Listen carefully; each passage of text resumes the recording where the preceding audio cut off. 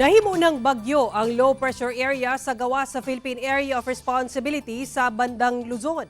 Hinuon wala kini epekto sa panahon sa nasod. Easterlies ug localized thunderstorms ang magdala og mga pag-ulan lakip sa Mindanao. Tropical storm nga dunay international name nga Shanshan ang maong bagyo nga ulahing nasiplatan kaganina buntag sa sobra 2,000 kilometers sa sidlakan sa Central Luzon. Ubos ang tsansa niini nga musulod sa PAR sumala sa pag-asa. Apan makasinati gihapon og pag-ulan ang dakong bahin sa nasud lakip sa Mindanao tungod sa easterlies ug localized thunderstorms. Base sa datos sa Metro Weather, dunay tsansa sa ulan sa Sulu Archipelago, Zamboanga Peninsula, Barm, Soc-Sargen ug Davao Region.